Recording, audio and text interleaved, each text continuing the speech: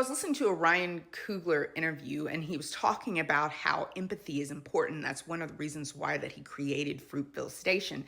Like as a creative, I think everyone should take note, because what the reason why people are so detached from wanting to go to the theater, they don't get excited about the films that come out, because the film industry, the writers, everyone involved when they create those films fail to help people understand, like, why should they care?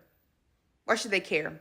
They presented you with a set of what they think are going to be delights, interesting things that really are disassociated from our lives altogether. And I think creatives need to take they need to go through the like you could have a whole writing workshop on just having empathy, because if you could understand your characters, why they do what they do, you'll begin to create ones that aren't one note. There's so many films that come out. That's why I stopped going to the movies. I don't know why I'm sitting there. Coog did the things that you want to do when you're rolling out a film. He did the whole Kodak video that tells you, why do you want to, he was talking about perfs.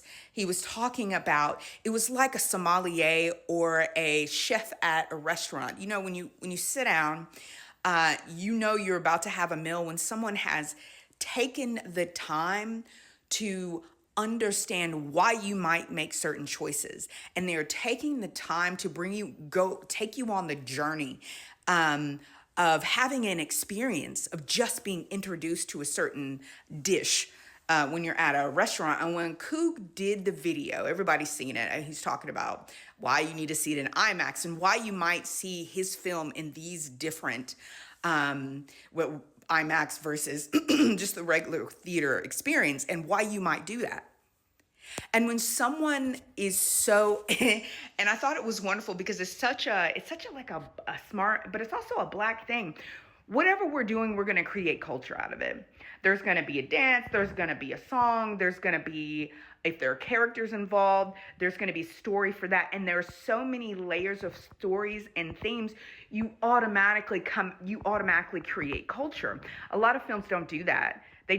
What they do, and that's films, books, etc., they don't tell you why you should care. And you understand that the writer needs to undergo, they need to understand how to empathize. Whenever I don't like a character, I have a couple of them that I'm coming up with, because there's a book that I want to like put out, but it's super, it's very much so a combination of erotica and the esoteric. Erotica, not in the smut sense, but weaving themes that are difficult to say, but that are present in the society in which we live in ways that are interesting for people. I have a series, and then I have one that I haven't been able to write because this, quite frankly, kidnapping and enslavement it's disgusting, but the enslavement is more modern day. And I started writing the book, coming up with the idea, just because I think it's a study of looking at, relationships in a really weird situation, to where relationship is formed by force. And when you're trauma bonded with someone because they are building you into and crafting, you're crafting you as, I don't want to give too much away, as someone who they can be in a relationship. And, I think I'm calling it Brick House, but that's the code name. That's not the real name. The real name is a bit more offensive. But it's difficult for me because I was raised to be a Christian. I don't mean this to go long. And so living in that world as a writer, I have put it off, and I have put the notes down, and I'm just like, I'm gonna have to just sell this idea to someone because it's good. Because and returning to my original point, I have to have empathy for the character. Why does the main character do this to the other main character? And then, especially since they went through that process themselves, and if they went through that process, you can't make the things that make the novel good, the sexier forms of and the more erotic forms of what goes on. But because I really don't like writing books like that. So I don't know. If somebody likes to write that kind of stuff, I may just sell you the idea. I'll probably write half of the book for you. But I had to start adding, I had to build the world. And I had to build a world out that disgusted me. Because I'm the kind of person, y'all watch my content, I'm the kind of person that would, if I find out that you're doing that, like we say in the country, I will likely confirm that, especially with a person with extrasensory capacities, and then I will make it my life's mission to ensure that you can't do that anymore, okay? Through legal means, absolute legal means.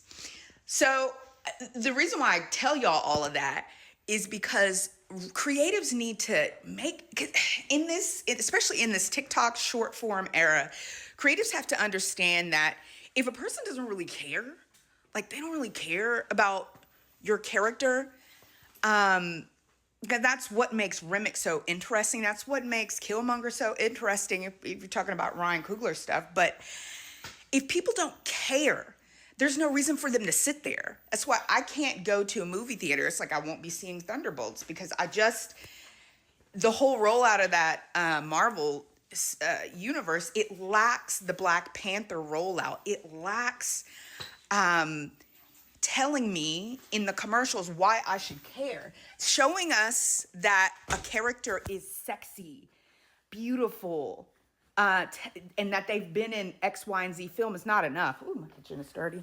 It's not enough.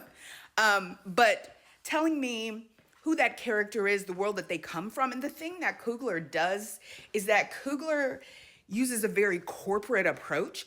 I know in Sinners, the Choctaw, what those people have gone, I am the descendant of those people.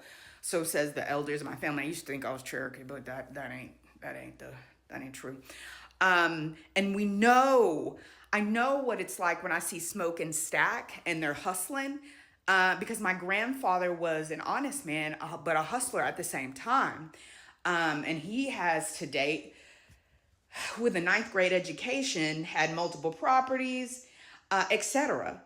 And so, and it's reminded me that I don't necessarily have to take part in grind culture, but that you can still have hustle no matter what's going on. Because as I tell people now, y'all are worried about the recession, the depression that's going on Black people, and it offends people. I said, Black people have always been in the position of having to know how to make something out of nothing. And what happened during the Depression is that my grandparents and great uncles, aunties would always say, like, Black people didn't know no different.